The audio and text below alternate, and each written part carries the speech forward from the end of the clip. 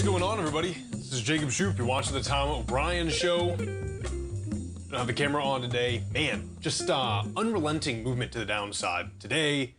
A lot of stuff happened. It doesn't look like we're getting a bounce at all. Let me just make sure I'm accurate on that. Yeah, no, not at all. Yeah, that early morning kind of sell-off, but it wasn't so exaggerated. And we've continued to move to the downside. Looking at 556 in the SPY, trading off 3.44%. You get the composite off about nearly 5% at 17,298. Give me 1 second here. We're working on getting Steve Rhodes onto the show. Yeah, the Dow Jones Industrial off about 2.7%, 41,000. I mean, guys, this is some major selling. You're taking a look at the composite. I mean, let's look at NVIDIA. Off 6.35% at 105. This is a major movement to the downside. Everything is getting repriced, both in terms of market sentiment and then also as far as your big named analysts are concerned. You get the Dow Jones Industrial off about 2.69%. At 41,648, with those Russell futures off about 3.5% at 104.03. DXY ticking up just a little bit at 104.03. So, I mean, the question really remains, you know, why invest in equities right now? People looking for, listen, you can get momentary bounces and everything like that, but the macro condition is what's in play right now. Okay, and so the question is, why invest in U.S. equities? And at least for the near term, there is no reason to do so. At least I see it, right? You have this trade war ramping up. Okay, you have issues now where, you know, we're slapping these tariffs on Canada. They can raise our electricity prices. They're threatening to. They have a new PM, Carney, who's a banker.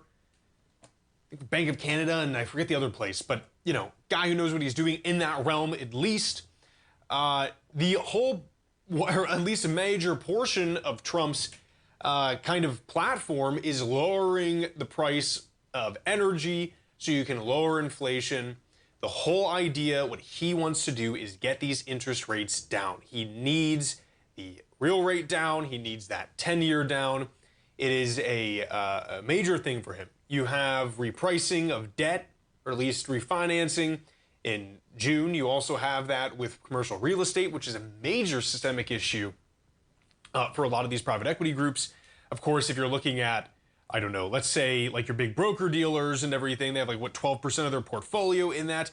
Of course, your regional banks have a huge amount of exposure to that.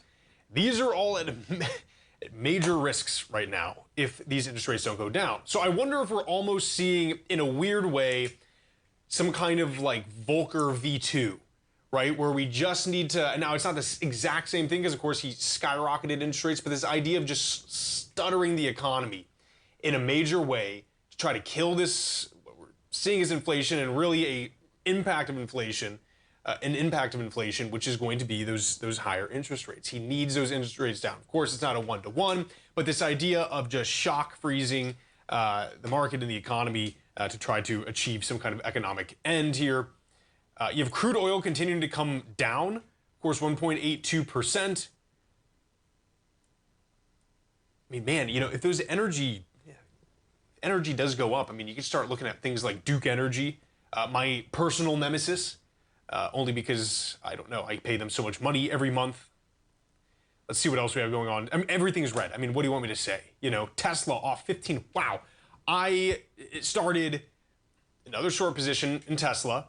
My price target for this guy right now, and again, you know, I mean, what a beautiful, you know, short that was, right? We're looking at this thing at like 350. Okay, we're looking at earnings. We were short into earnings. It had a massive gear up on earnings. I said, that makes no sense whatsoever. This has gotten worse for them business-wise. It has gotten worse for them macroeconomically. Yeah, it can come down. I mean, 220. If you ask me today, you're going to have Tesla off. The only thing that I will say is this eroded far quicker than I'd ever anticipated. So you're off 15.78% today at 221. My price target for this is going to be 180. I think we're moving back down towards April. In reality, nothing needs to be having a PE at this level right now. companies that are even growing, right, are getting shredded. Okay, that have growth in their forward guidance. Maybe it's not as good, but they have growth in their forward guidance. They're tempering that because of the, uncertainty with Trump. They're getting nailed. I mean, look at Nvidia. Now let's consider an equity that, based on earnings, is not growing, is contracting, data coming out that less people are buying their car, and we have a PE higher than that. It doesn't make any sense. This continues, in my opinion, to go back down. I mean, I'm looking at 180 in the near term in April for this equity. I don't see what improves fundamentally for Tesla. People are scared of equities right now. People are uncertain of the US market. They're pulling that cash out. They're going into money market funds. If for whatever reason this gig doesn't work in June and we can't reprice or refinance, I guess, at lower rates, then I think you get into an even more terrifying situation. Maybe you start seeing gold become more appealing. Now, I mean, chances are that if this market continues to tank and we start getting, worsening economic data, meaning worsening for the average person, which is actually good overall because that will lower interest rates and you free up capital flow that kind of way, just by the nature of lower interest rates, that will probably not occur, right?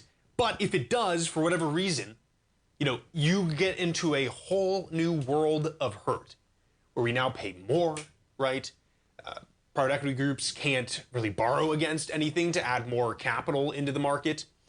So this is just it's not very rosy looking right now. I think people also are kind of reviewing what this whole Trump plan is. Like it or not, the way that we've been running things since World War II is like a hydra.